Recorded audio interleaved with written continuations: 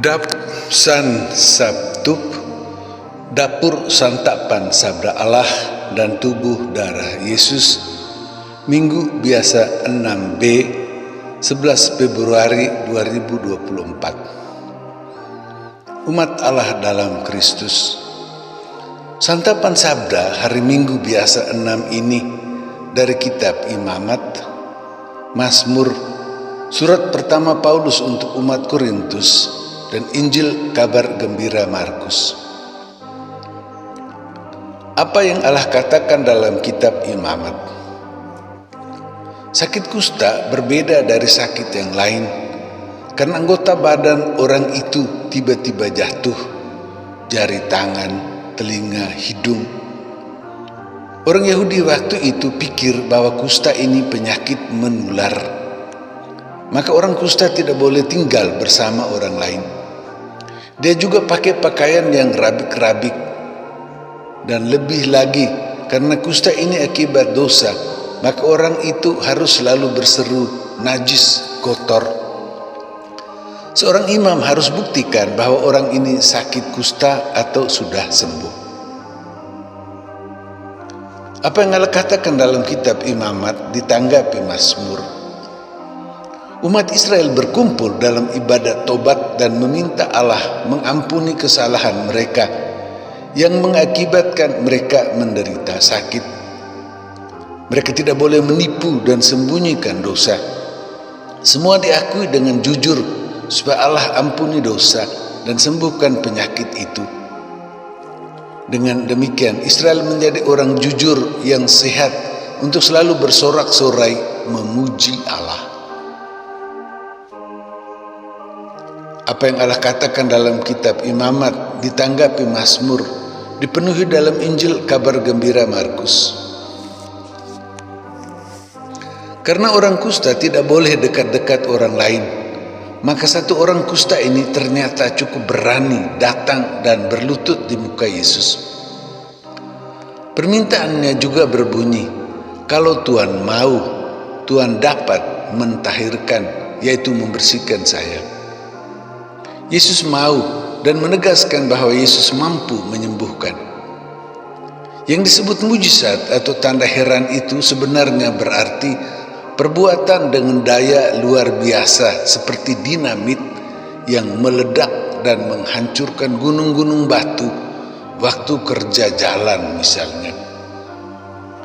Yesus melarang untuk memberitahukan kepada orang lain supaya orang datang kepada Yesus tidak hanya untuk alami perbuatan besar itu, melainkan masing-masing mengalami bahwa Yesus berkuasa melakukan perbuatan besar itu.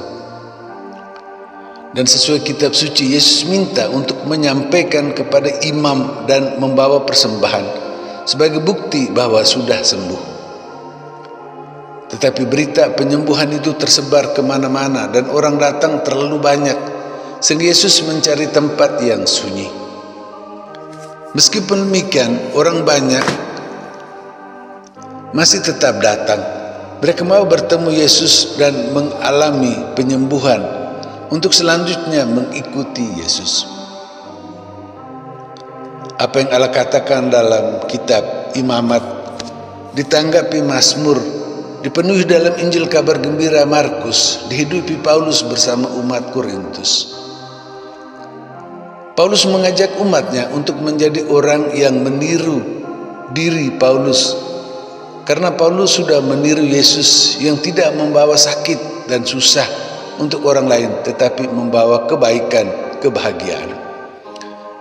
Dalam seluruh hidup, dalam semua kata dan perbuatan, dengan demikian dicapai kesehatan, kesembuhan, kebahagiaan. Allah memberi kita santapan sabda. Kita sakit kusta bukan hanya badan tetapi juga jiwa. Kalau kita tidak melakukan kebaikan dengan menggunakan seluruh anggota badan dan jiwa kita. Kita mungkin juga jauh dari orang lain atau menjauhkan orang lain yang kita anggap punya sakit kusta. Allah ajarkan kita untuk pergi kepada Yesus. Kita minta supaya Yesus mau dan Yesus mampu menyembuhkan kita. Begitu juga kita seperti Yesus menerima orang lain yang sakit kusta. Semua yang kita katakan, semua yang kita buat, seluruh hidup kita hendaknya kita lakukan bukan untuk datangkan sakit kusta, melainkan kita sembuhkan juga semua penyakit dan dosa. Kita sungguh mencontohi Allah yang kita alami dalam diri Yesus.